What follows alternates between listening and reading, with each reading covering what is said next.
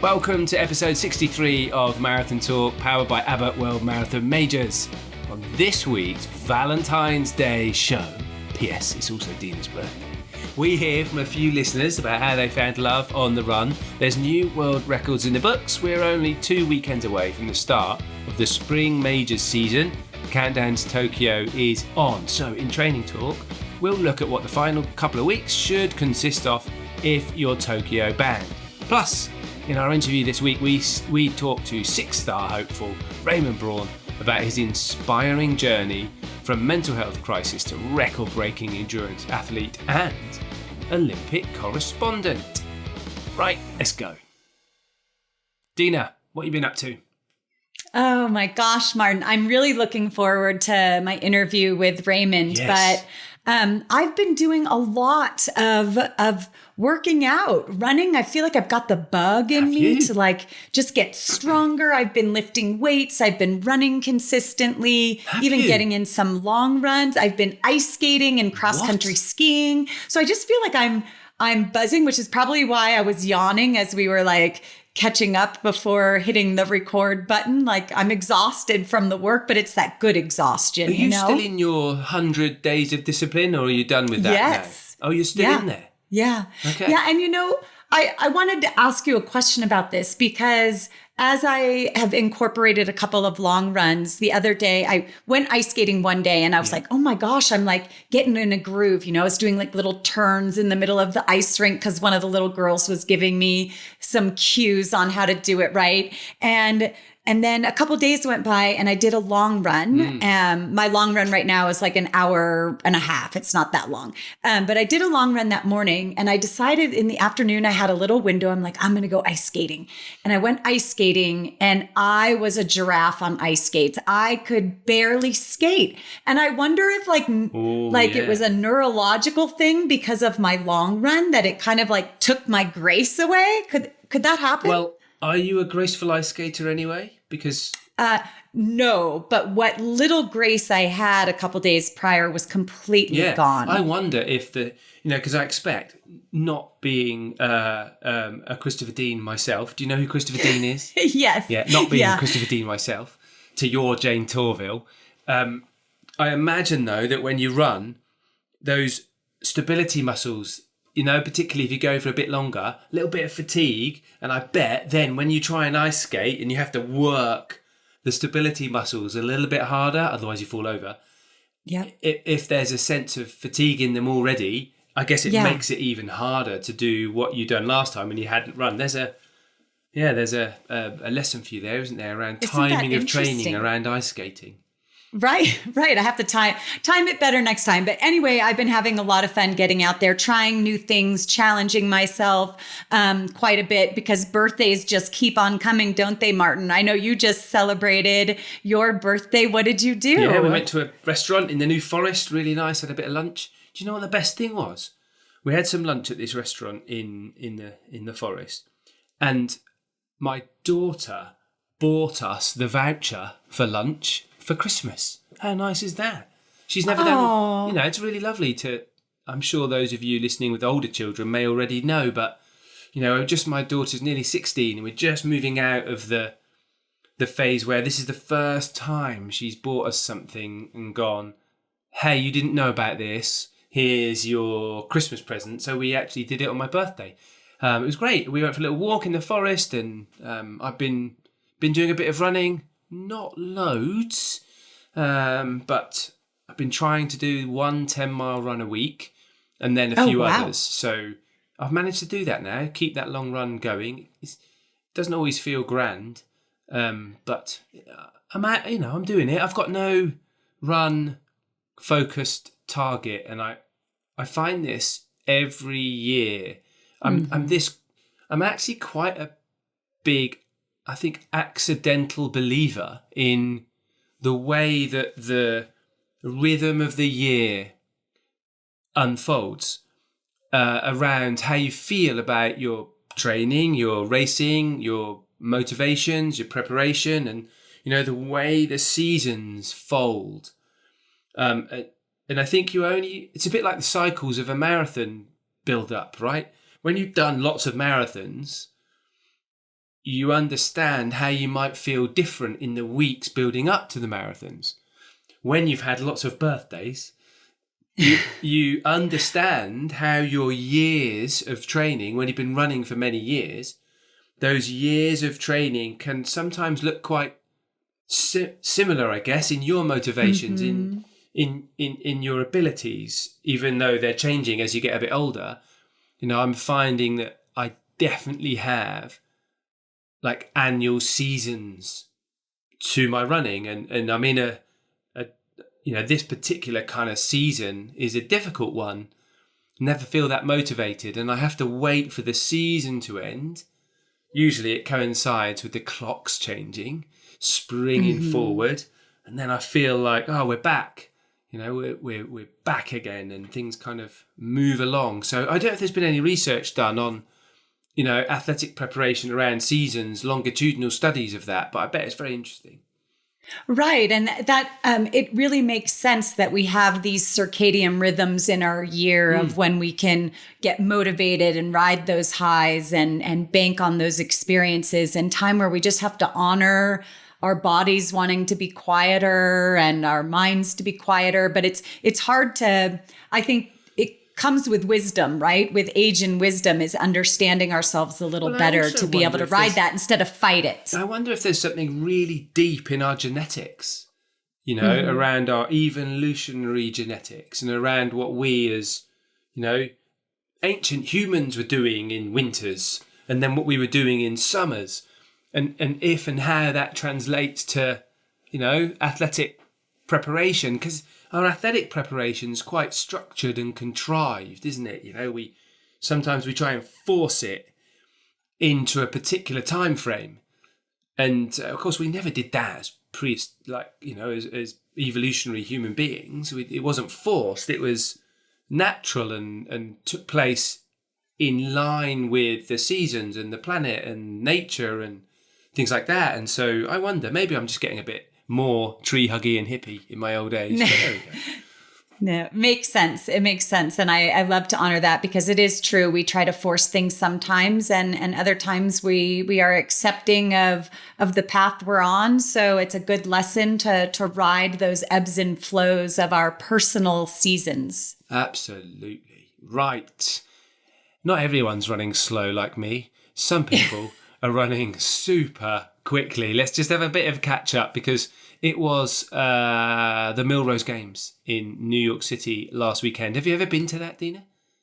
I have not been to it, but my sports agent, Ray Flynn, is the meet director there. So I was so excited, because it just seemed, as I was watching it on television, performance after performance, that was like, wow, everybody's so ready so early this year. And so it was really fun to see. Grant Fisher and Yared Nuguse of the United States made history on the newly surfaced track at the Armory. Grant Fisher, the double Olympic bronze medalist from Paris, was in a heated battle with Olympic champion Cole Hawker. They changed the leads a couple times, but it was Grant Fisher who beat Cole Hawker to the tape. They were both under the previous world record, but 7:22.91 in the 3,000 meters, just smoking fast. And it does take that competitive spirit sometimes to bring that out of you. In the famed Wanamaker Mile, it was Yared Nuguse who beat everyone to the line. Just hours before the race, Josh Kerr withdrew due to illness, but Yared Nuguse ran 3:46.63 indoors. Fastest man in history. Just stunning performances, but those were two that really stood out to me. Yeah, and it's not just at the Milrose Games. Something stood out to me in the week on February the 10th, actually. There's a New Zealand teenager who's just 15 called Sam Ruth. Sam started running aged 13, right? Competitive running aged 13. So, hasn't been running for years and years and years, been running for a couple of years, right? Seriously, I think, and competitively. He's just gone and run 3:41 over 1,500. Wow. 3:41, age 15, and in doing so, he took over a second off of Jakob Ingebrigtsen's world age 15 best over 1,500 metres. He ran it at the Sir Graham Douglas International in Auckland, which was held on February the 19th. And Athletics Weekly wrote a really good piece about Sam. He's not 16 until April the 12th. And because of that, he's also in contention to become the youngest person in history to break the 4-minute barrier in the mile. So if he does that, he's also going to beat Jakob Ingebrigtsen's record, who he is the current fastest ever 4-minute miler, who he was 16 years and 250 days when he broke the 4-minute mile. So I wonder if Sam Ruth can go a little bit quicker. Athletics Weekly really do dig into his past as well. His maternal grandfather is Trevor Wright, who ran 2:12 in the marathon in the 1971 European Championships. I know. Wow. Isn't that amazing? And his grandmother was the 800 metre champion in the 1970 Commonwealth Games in Edinburgh. She was called Rosemary Sterling. How about that? Wow. So good genetics coming from for Sam. And I love one of his quotes in that Athletics Weekly article. He said, "I can't even imagine all of this happening before his season started." Like, his official season for school hasn't even started yet. He really just went into the race wanting to use the rest of the talent there to drag him along. And there was a little gap that opened up, and he cruised right on through and just really stunned the people in the crowd. So it was really, really a great performance. Now, Dina, it's Valentine's Day. Oh, How many cards did you get? My Valentine mailbox is empty, but I'm hoping my husband puts a card in there soon. Come on. So is Valentine's Day something which is part of the kind of Castor annual romance? Absolutely. I mean, why not? It has to be, because my husband has to acknowledge it, because it's also my birthday. But I've already made chocolate truffles, handmade chocolate truffles, and rolled them in cocoa powder. It's a simple recipe. If anybody wants it, maybe I'll post it on our Marathon Talk Instagram. He must feel like this is double. Like, he's either winning because he's getting Valentine's Day and birthday on the same day, or he's losing because if he does a bad job of birthday, he's also doing a bad job of Valentine's Day. So, pressure's on.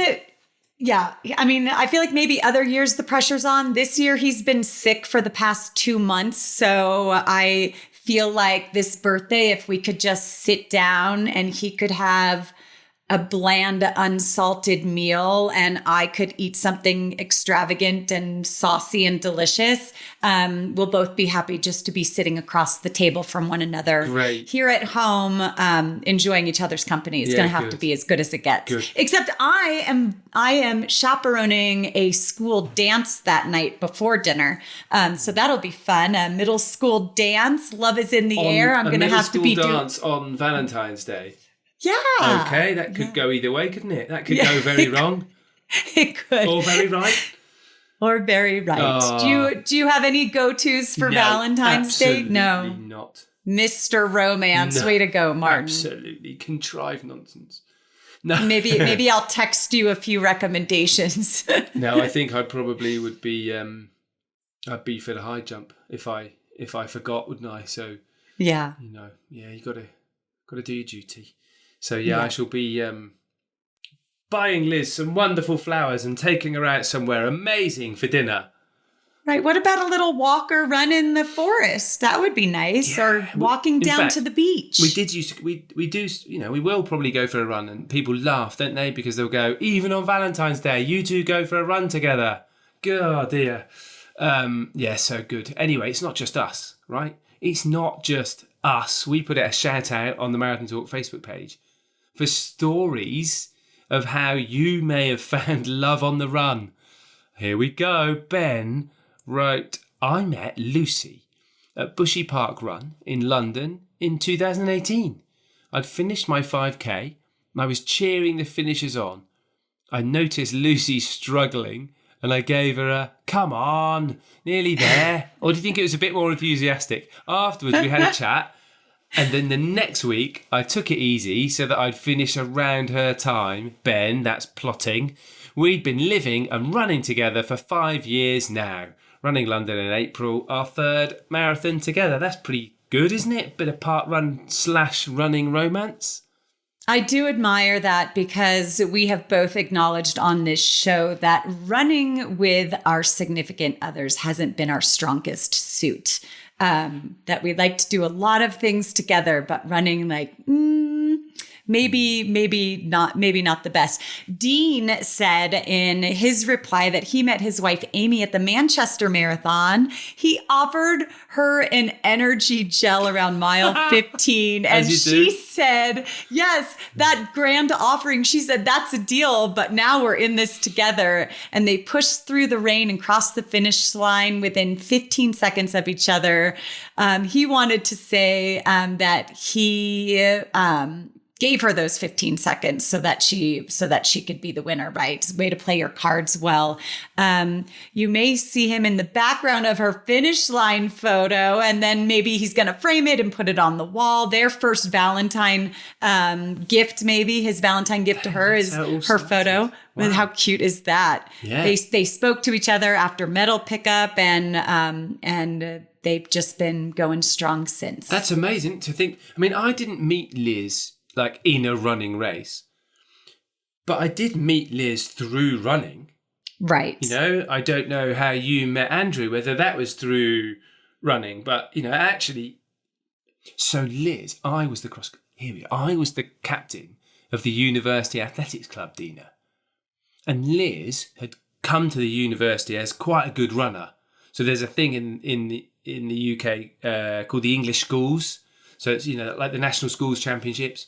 And Liz had won that. So she was talented. She was an international, and she was trying to get hold of the university cross-country captain so that she could get an entry into the British Universities cross-country championships. Of course, I happen to be the cross-country captain. So that is how we met for the very first time. She called me up. She actually tried to phone me about 10 times because I never answered the phone. It was in the days of proper old school phones that you had to be there to answer and pick up and, hello, Bedford 20435 or whatever it was at the time. And then that was how we met. So we kind of accidentally met through running. Sophie, she says, met Tom when he ended up in the wrong race at their club night. She says we hit it off at the drinks after, but I didn't have the courage to ask for his number. I did find him on Strava though, and arranged a few accidental meetups on his route. Accidental. I think the accidental should have been in air quotes. Yeah, good. Oh well, I'm glad that running still brings people together. Given that we are only 2 weeks away from the 2025 Tokyo Marathon and the start of Abbott World Marathon major season, so for all the 38,000 runners who will be on the starting line in Shinjuku, we are going to get serious here and give some good finishing stretch tips. What are some typical concerns? You know, I feel like a lot of times with just 2 weeks to go, people are feeling anxious, like they need to do a little bit more, another long run, but it's also the time where your program might be saying it's time to taper. So what do you do with those conflicting messages in your mind? It's definitely time to taper, isn't it? Definitely. It is hard though. One of the hardest things I think when you're this close to a race is, like, if you've had, let's hypothetically say you've had a perfect build-up. So your build-up's been great. You've got a big race in 2 weeks. Your build-up's been great. You can sort of follow a path, can't you? And that path is, well, I'm going to reduce the volume in my training as I get closer to race day. And a couple of weeks out, I'm still going to run regularly for me, whatever that might look like. I'm not going to run as far, and I'm probably going to do less with any intensity, but I might still include a little intensity, right? And the idea being that you arrive at race day fresh, not frazzled. However, the problem is it very rarely works out like that. So often in the last 2 weeks, you're juggling all sorts of insecurities, aren't you? Whether or not, you're bowling into the race like a juggernaut thinking, I haven't done enough, and you're panicking. Or it's gone really well, but you're starting to feel a head cold, or you're starting to think, this may just run out. I could really struggle if I don't keep it going. So, you're kind of waiting for everything to burst. So I think it's not straightforward, Dina. And one of the most common things is that people don't trust all the training that they've done. And they get to that last couple of weeks and they feel this urge to test themselves out.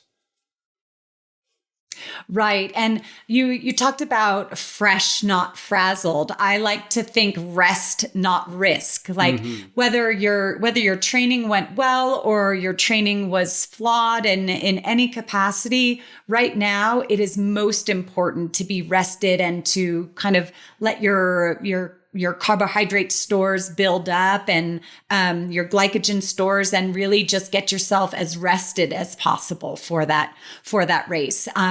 So we're talking to everybody, not just the person whose training went well, not just the person who struggled a little bit, but rest and being fresh is going to be your best advocate right now, as you have just 2 weeks to go until the starting line. And it's too late to make any real difference with training, because adaptations take longer than 2 weeks.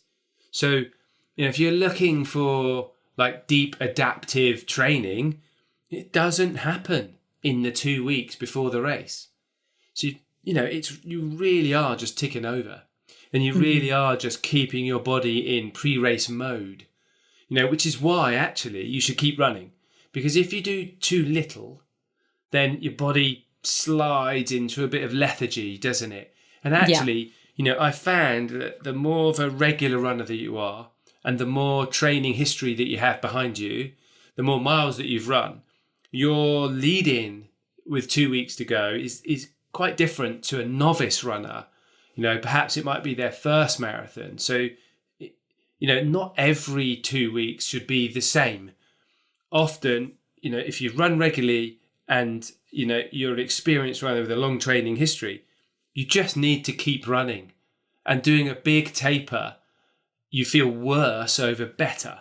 So it's understanding the sensitivity of your body so that you can arrive on race day not tired and ready to go. And so I kind of think of it as like a steepness curve of a taper. And for some people, that steepness needs to be quite steep, quite angular, because they've come into it quite heavy. They need to drop to recover. For other people, it's very shallow and gentle.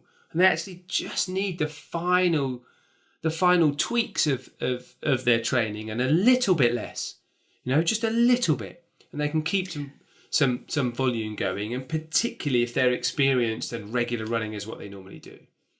Right. I mean, I remember in tapering in the early years of my marathon career that I would get really lethargic. I would get these like migraine headaches, and we figured that it might have been some sort of endorphin withdrawal because I backed off so much. So how we tweaked that in once I was able to make changes and kind of grow as an athlete was that my taper looked like lowering the mileage considerably, but keeping some of the up tempo and quality up. So still doing a short mile repeat session, but I was able to get my endorphins going still. And I was able to move out of getting those taper headaches and the extreme fatigue that I originally got.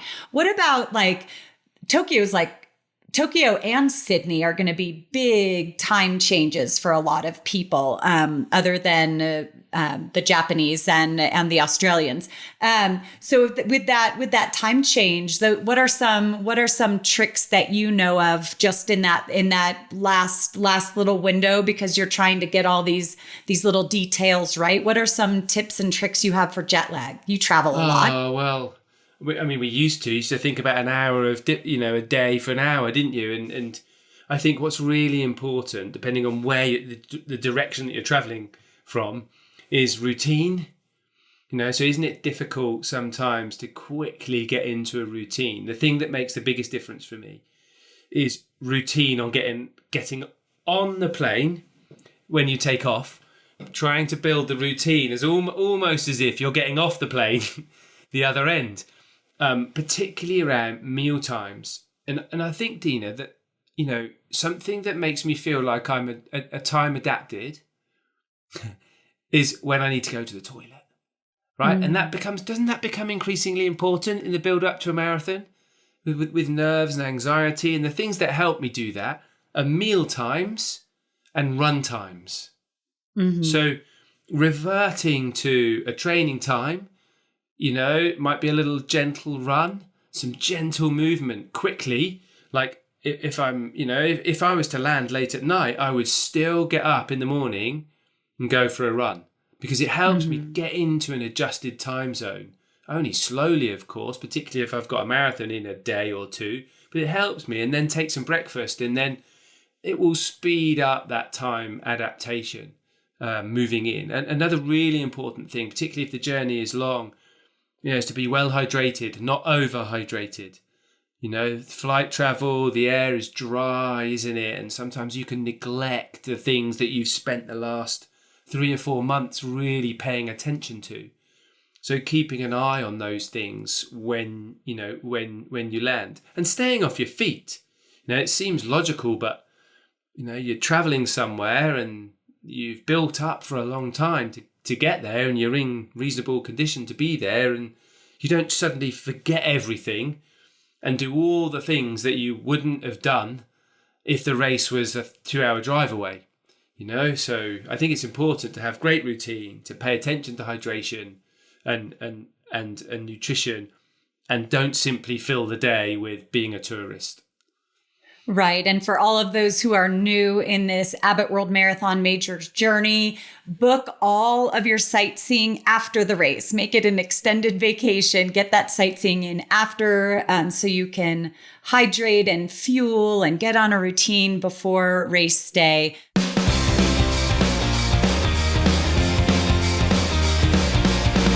This week's guest is Raymond Braun, a running influencer because he's overcome a lot in order to thrive in the running space. We'll dive into his inspiring accomplishments in this episode, but Martin and I had the pleasure of meeting with and running with Raymond in New York City at an Abbott World Marathon Major Shakeout run. I hope you find him as inspiring as we do. Raymond, welcome to Marathon Talk. Thank you so much, Dina. I've never been introduced as a running influencer before. It's like I still sometimes don't even feel like I fully inhabited that title, just because 5 years ago I'd never run more than a couple of miles in my whole life. Right. And I feel like you've come such a long way. Does that title make you uncomfortable? No. Coming from the legend, Dina Castor, I'm soaking it all in. And I've been listening to you and Martin for so many months that it feels really surreal and exciting to be with you right now too. So thank you so much for having me. Oh, the thrill is all mine. So first off, you have to tell our listeners where you're calling in from, because I'm a little jealous. Yeah. So 2 days ago was my 35th birthday, and wanted to do something special with family. And so I am in St. Martin with my parents, and it's been such a special time for us to unplug and just be together for a few days. And this is, I was saying before we started recording, you're doing birthdays much better than I am. Martin had his birthday last week, and he went out to a nice dinner in the forest with his wife. I'm chaperoning a high school or junior high dance this Friday on my birthday. But it fills my cup to be with the kids. So you do birthdays better than I do, but you are also running Tokyo. So how does this trip fit into your Tokyo preparations? Is this how you taper? Just go on vacation? I did my long run yesterday, actually, day after the Wow. birthday. I was fueled up well on some cake and goodies, but I'm going to confess something to you, Dina, that half of your audience might immediately hate me, but I actually love doing long runs on the treadmill. And this is a hill that I will die on. I know that you and Martin might find this controversial, but I love to put on a docuseries on Netflix, put on a good podcast. I get my snacks lined up, my drinks, and if the weather's not working for me or I can't find a route, like I just jam it on the treadmill. And so I did a half marathon on the treadmill yesterday. That is unbelievable. Just like mentally unbelievable to be able to focus and I guess like combat the boredom. But I guess marathons are kind of like that anyway. And we do have some listeners that have gotten in their long runs on the treadmill because the weather's been so bad where they're training and preparing for Tokyo. So how did training go with Tokyo so close, looming in the future? Yes. How did your training go? And what is your goal on race day?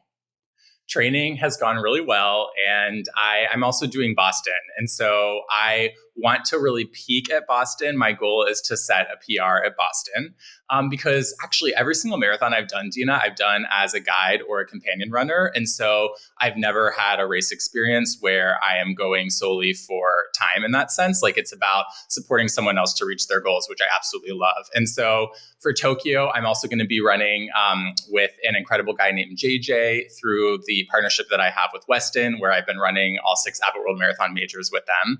And so goal is to keep up with JJ and have a fantastic time. And as far as training, I mean, running is so core to my mental health that I never really even think of things as like an on or off cycle for the marathon. Of course, I need to recover and take care of my body to prevent injury, but I love running every single day and really like what my friend Kelsey calls intuitive running. And so waking up, I know generally what I want to hit per week, but waking up, seeing how I feel in the moment, if I feel inspired to do the long run today. So I'm sure I could be a lot more precise and scientific about it, but for me, it's about the enjoyment of running. So training's been great.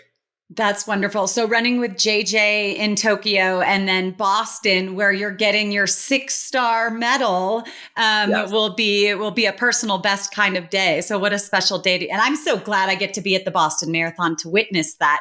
How exciting. We'll have to grab a little shakeout run beforehand or get together for a cup of coffee, give you some good luck there.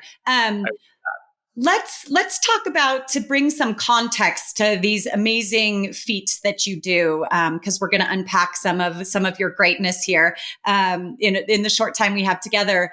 Can you speak to, without, just, do I have permission to ask you, I guess, to speak about some of your lowest moments with OCD?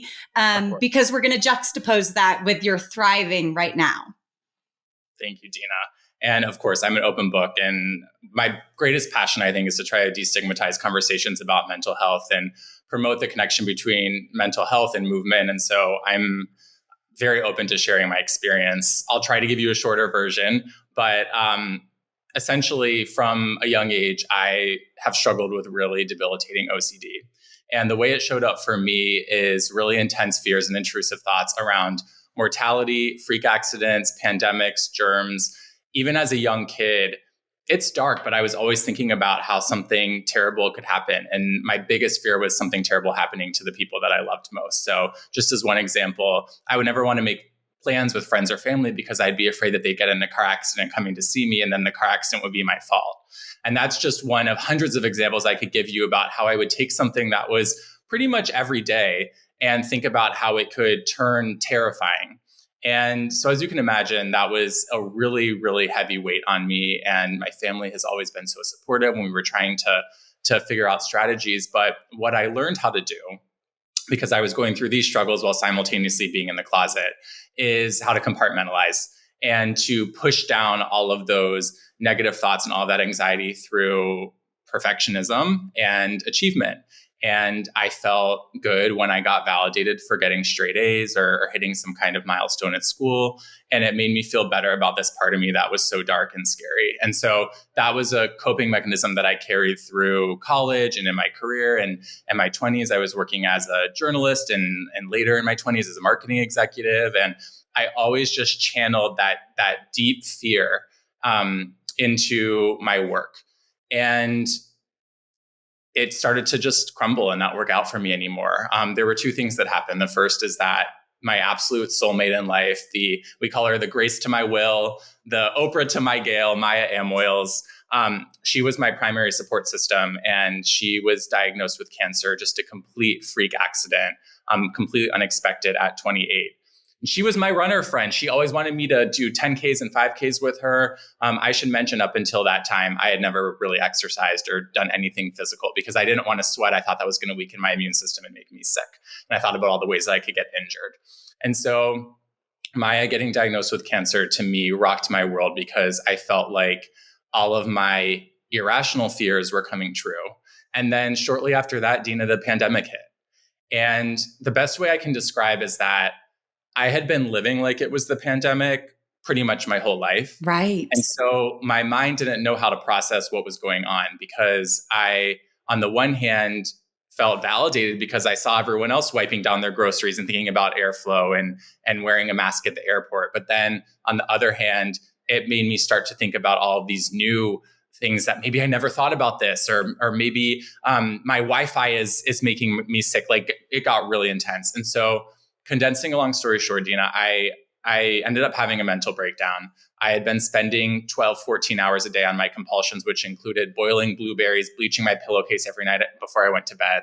And there was a particular day where I accidentally knocked over the pot of water that I was using to sanitize everything that I ate, touched, cooked with. It burned my leg. I refused to go to the hospital. And Maya, who at that point was actually in the hospital, was so concerned that she organized an intervention for me.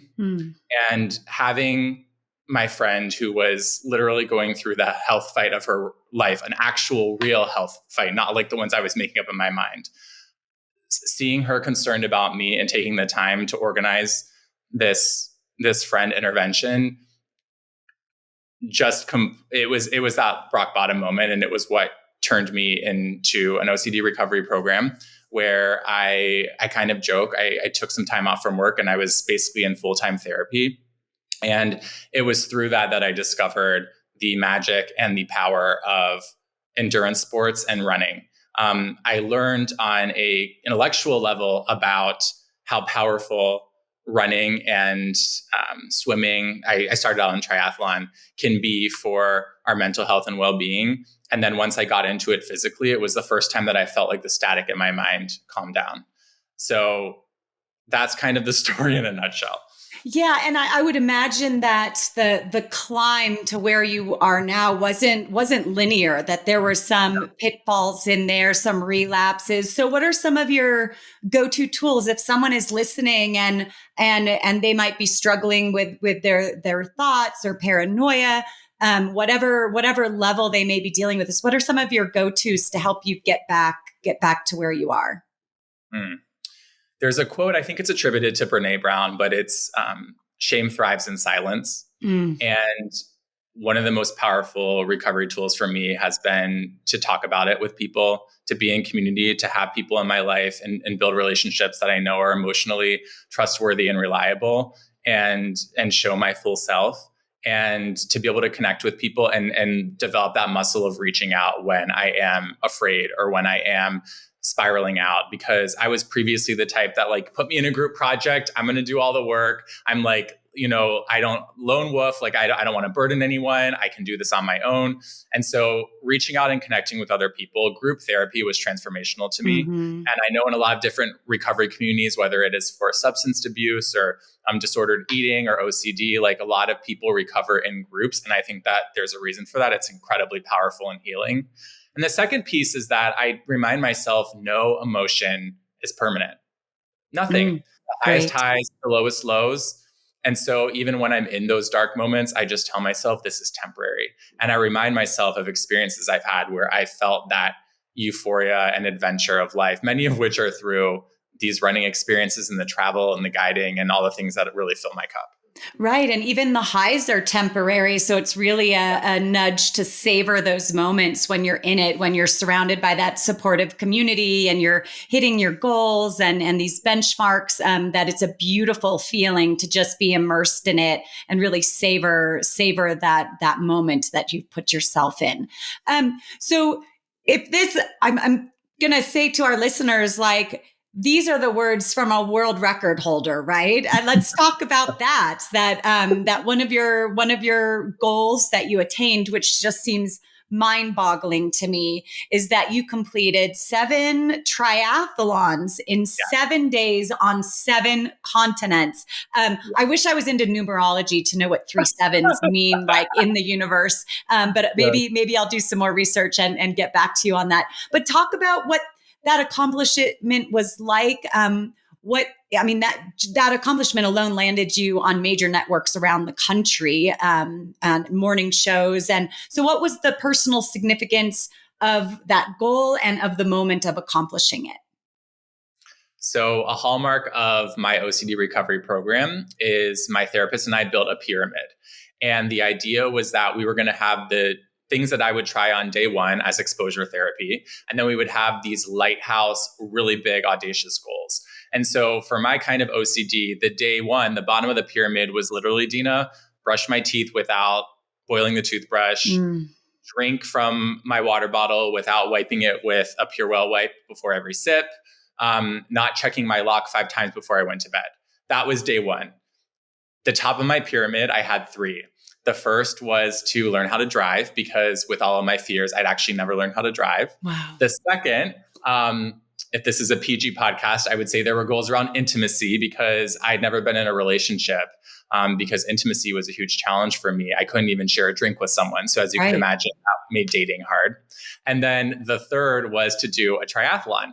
And the triathlon really encompassed all of the physical challenges that I wanted to take on, but also something that I would love so much, because again, like that first time I went for a long run, those nights that I would be in the pool and just in my thoughts, that was the closest I got to a meditative experience. And so I wanted to take on a triathlon because it represented so many fears around large groups of people, sweat, grime, bodies of water without chlorine. And so as I started on my triathlon journey, I really took to the sport. I loved the people that I was meeting. I wanted to keep building on it. And Maya set as a lighthouse goal for her while she was going through chemo that we were going to do a triathlon together. And so we started making all these plans about, like, we want to go somewhere on a trip, and it's going to be this huge celebration of like her being in remission and me graduating from my OCD recovery program. And when it became clear that Maya wasn't going to make it out of remission, it was the most intense and challenging and emotional moment of my life, was having what I knew was going to be my last conversation with her. And she expressed that she was really worried about me and how I was going to cope. And the only thing that that popped into mind at that time, because I had so many thoughts rushing through, was like, I'm going to do that triathlon for us, and it's going to be so epic. And I committed to doing an Ironman to her. And I did the Ironman, but as I continued to think about it, I was like, I really want to honor Maya. And I also really want to do something big to try to tackle the stigma around mental health and around OCD, because I think there is this false perception, particularly among a lot of men, that talking about your mental health, going to therapy, being emotional, reaching out for help, saying that you need help, that it somehow shows a sign of weakness. And so I had this idea of like, what if I can do something that is so extreme, so intense, so outrageous that it will capture people's attention for the physical element, but then I can almost use it like this Trojan horse to have a conversation saying, look, yes, we can talk about the physical training, but the real reason I was able to do this was because I invested in my mental health and I invested in therapy, and then I can talk about those tools. And having worked as a journalist and producer in national media before, I knew that if it was a world's first, if it was something kind of really splashy and visual, that it would provide that platform to speak about mental health. And so I had heard about the group of people every year that do the 777 marathons, the 7 marathons in 7 days. And so I reached out to Richard Donovan, who at the time was the race organizer. And I pitched him this idea of what if we could do a triathlon version, and I'll travel with the runners and come with all of you and benefit from all of your logistics, but then I'll do a triathlon on the ground instead of the marathon. Yeah, but let's add more logistics to this already logistically crazy experience. I mean, I just think it's so admirable that you had these benchmarks and focus. I think a lot of runners can see that, right? You make this goal and you climb towards it. You were slaying a lot of dragons along the way, had to be resilient with some of the hiccups and losing your mentor and probably some self-doubt along the way.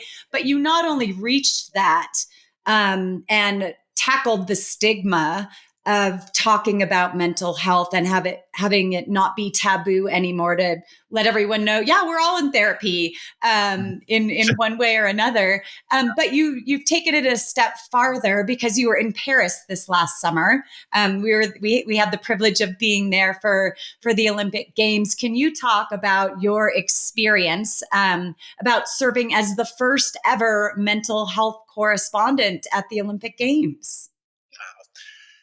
For me, Paris, Dina, was a dream come true in so many regards. And it was also a way for, I think, all of these different parts of my career and identity to intersect. Because from my time as a kid, and ironically, because I was terrible at sports, afraid of physical activity as a kid, but I loved the Olympics. I loved seeing human resilience and achievement at the highest level. And I think what I realized I liked so much about the Olympics was going deep on people's stories. I loved the packages where we would go to their hometown and we'd hear about what motivated them and hear about their why. And so I've always been just a massive Olympics fan. I've always been passionate about storytelling and entertainment and how we can hopefully utilize stories to bring people together and impact positive social change.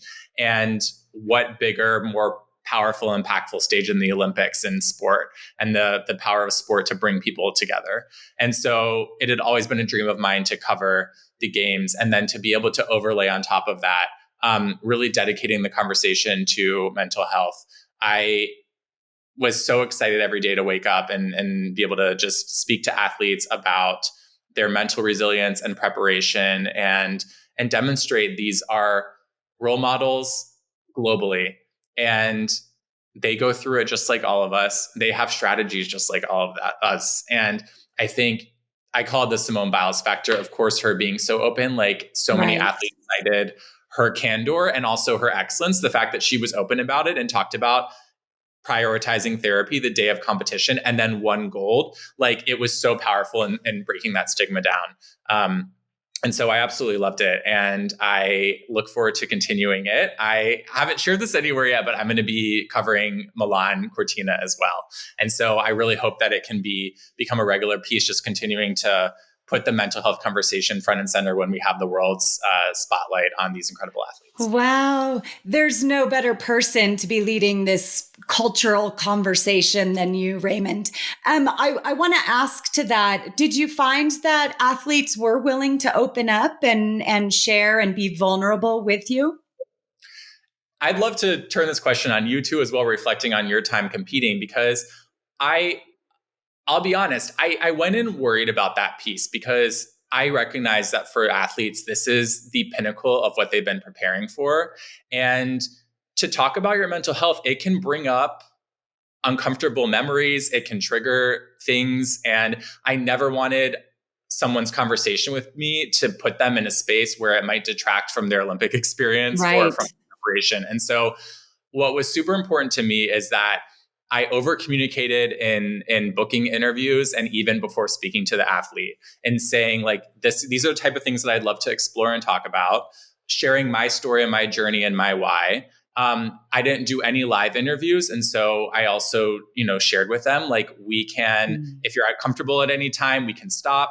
If afterwards you're not feeling comfortable with something that you shared, we can explore how we can rework the story, which isn't something that's often offered to people. And so I really wanted to create that element of psychological safety to not trigger someone. And as a result, of course, there are people that said, I love and appreciate what you're doing, but now's not the right time. I need to be locked in. I'm not doing media. I'm not comfortable speaking about this.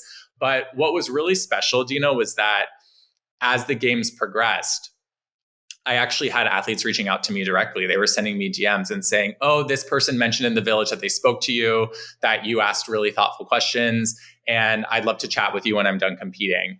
And I think the other piece that was really cool was at press conferences, there was a lot of the, how do you think you're going to place? How's your prep going? That sort of stuff. And I was just like asking, how are you mentally preparing, or talking about like if someone like Noah Lyles, for example, has been very open about going to therapy. And so I asked him a more specific question around that. But athletes also seemed to find it refreshing that they were getting a question that was a little bit different from what they got from a lot of media. But I'm curious for you, because you were such a trailblazer in this, Dina. And like, I think that your book so powerfully encapsulates so many of the lessons that I've certainly learned around positive psychology and the mind-body connection. But when you were competing, how would that have felt for you to get questions around your mental health? Yeah, I mean, I think it's more important than your physical health, that's for sure. But I mean, by conditioning yourself to be optimal mentally, it allows you to bring out your physical excellence as well. But it's all a practice, right? It's like just this conditioning and reconditioning. And it doesn't mean that we don't default to doubt the second our toe hits the starting line, but it's how flawlessly we could say, okay, you're invested in this, and there is some fear of the unknown of what's going to unfold in the next 26.2 miles. But how do we spin this doubt into belief? Because that's the only cycle of thought that's gonna work for you right now, right? You're just always trying to find a thought that serves you better. But I still default to panic and doubt and frustration, but it's just that I've made it an art to condition it, and also knowing when to get emotional and when to get strategic, right? Because I think we're both very like emotional people. Like we throw our hearts at what we're doing, but when the emotion isn't really serving you in that moment, like let's get strategic in this moment so that we can get our stride back. And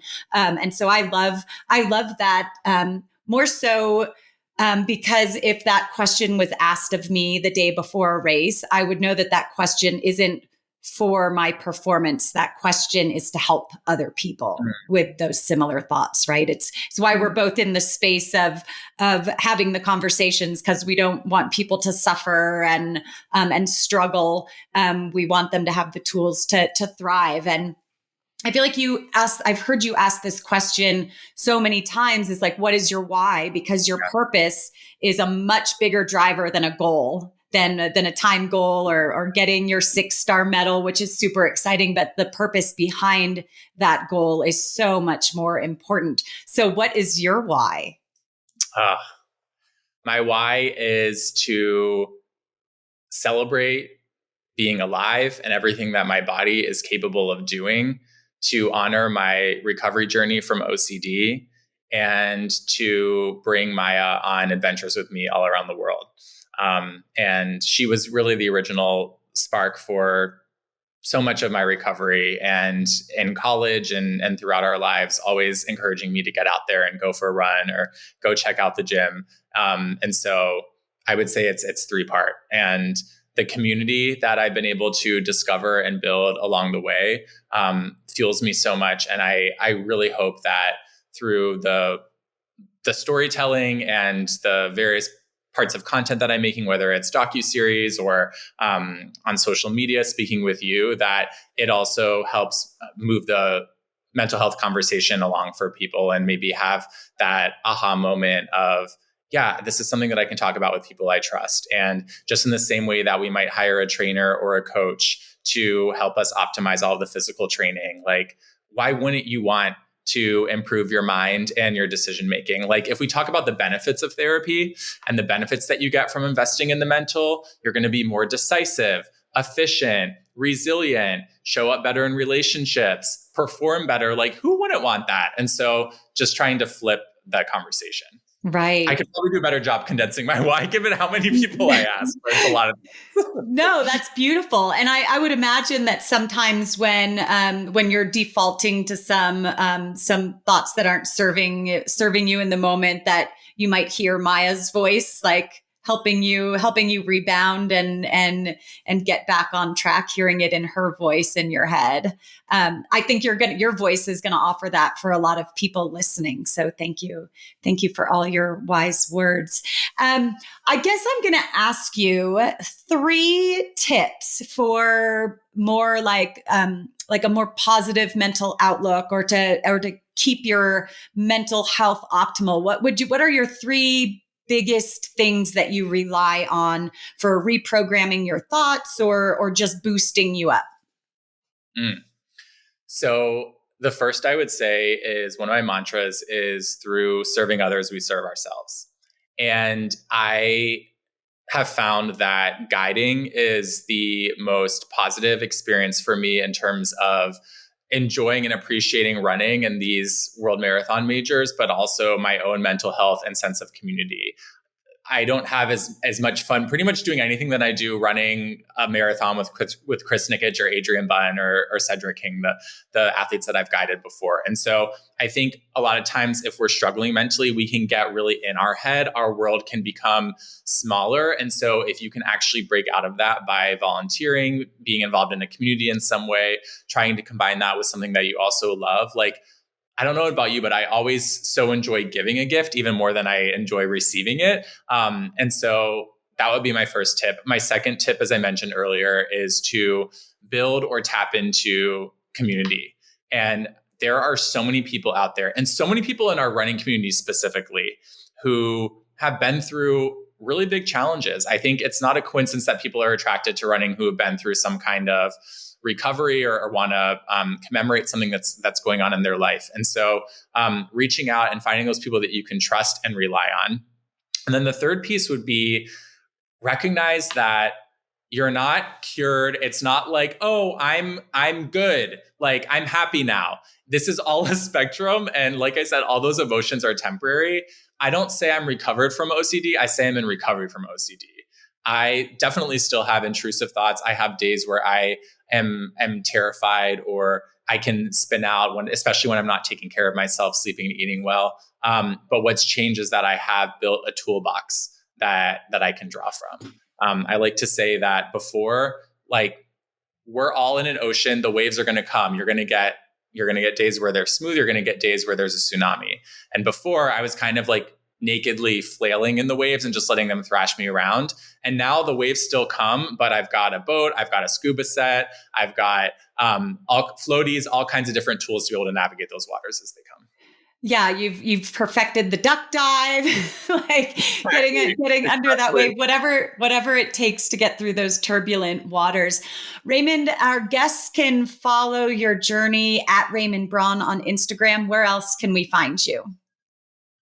That's the best place to reach out to me. And also, I want to shout out that the Abbott World Marathon Majors first of all, if you haven't watched their documentary series, it is so good. Every single story I've seen a few times, they really inspire me. But they did a profile on Chris Nikic, his 6-star journey in Tokyo. And so I would just love if people want to check that out as well. It was a great piece. It was a really great piece. And we had Chris on the show after that accomplishment. So exciting. Raymond, you're running Tokyo coming up. Good luck in that race. I look forward to seeing you in Boston and possibly the LA Marathon. We should be carpooling to all these events together, really, to save energy. I look forward to seeing you at the races, and good luck in all of your pursuits. The running world is such a better place because of you. That means so much coming from you, Dina. You've been such a beacon for me and always remind me to choose joy and train joy. So thank you. Thanks, Raymond.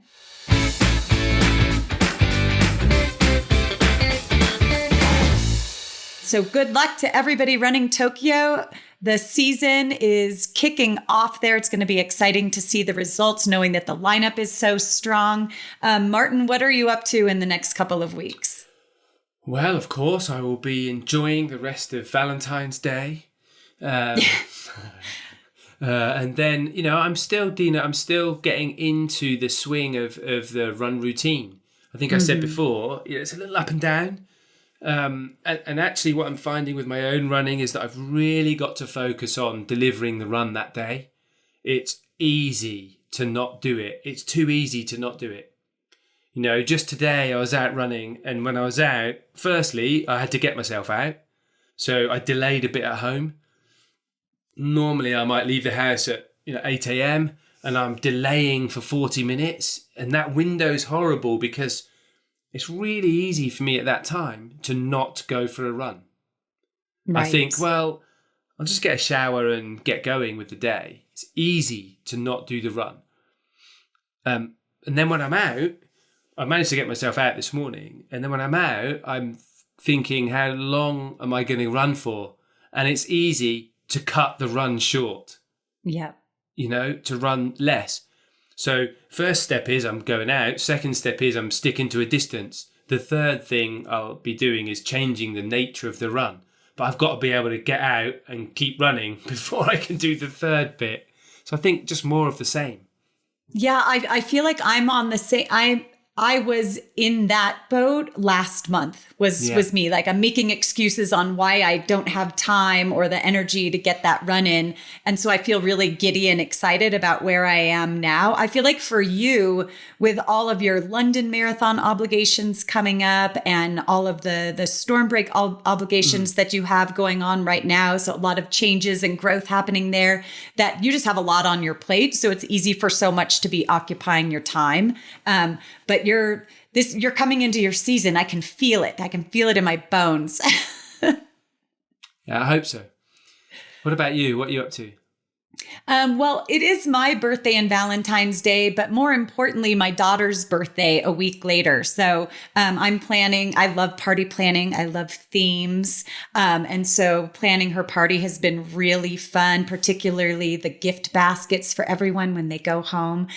So I'm having fun with that. It takes up a lot of my creative space when I am running. I get to obsess and think about little details that really rock my world, make me tick. So couple birthdays coming up, and I love parties. So I'll be doing that, but hopefully enjoying more runs out in this beautiful winter weather. We have storms coming, so I love running in the snow.